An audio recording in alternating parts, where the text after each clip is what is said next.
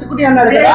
నీవు పైన వాటిని వెతకాలి అని అంటే నీలో ఉన్న పరలోక రాజ్యంలో ఉన్న పరిశుద్ధాత్మ యొక్క సహవాసం కలిగి అలాగ నువ్వు ఎదుగుతూ ఉండాలి. ఇది దీని యొక్క వాక్య సారాంశము. మత్తయి సువార్త 13:11. మత్తయి సువార్త 13:11 వాక్య.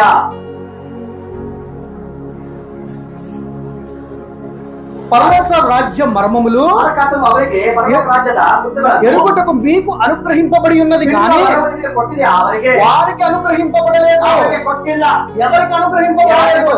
పరలోక రాజ్య మర్మములను ఎరగడానికి మనకి అధికారం ఇచ్చాడంట. ఎవరైతే నిజమైన సొంత రక్షకుడుగా యేసు ప్రభువుని అంగీకరిస్తారో ఈ మర్మములు తెలుసుకోగలిగిన జ్ఞానము, ఆ తాళపు చెవులను యేసు ప్రభువును అంగీకరించిన వారికి నేను ఇస్తాను అన్నాడు. ఎవరైతే యేసు ప్రభువును అంగీకరించారో వారికి నేను ఇవ్వను అన్నాడు. అందుకని నీ హృదయంలో యేసు క్రీస్తుని నీ సొంత రక్షకుడుగా విశ్వసించిన యెడల అది నిజమైన రక్షణ అని వాక్యము చెప్తున్నది. ఆ రోజు నువ్వు రక్షింపబడదు అని అన్నాడు.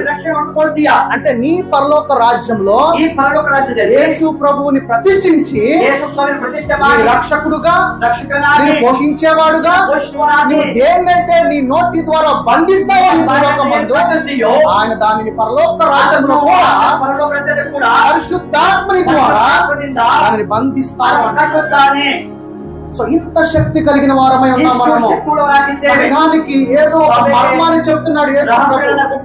ఆ రహస్యాన్ని మనం అర్థం చేసుకుని క్రీస్తులో ఉన్న జ్ఞానముని జ్ఞానము పొందుకోవాలి. జ్ఞానము కలిగి శక్తి కలిగి సంఘములో సమాజములో దేవుని యొక్క వెలుగుగా దేవుని యొక్క అధికారము కలిగి ఈ లోకములో నువ్వు జీవించాలి.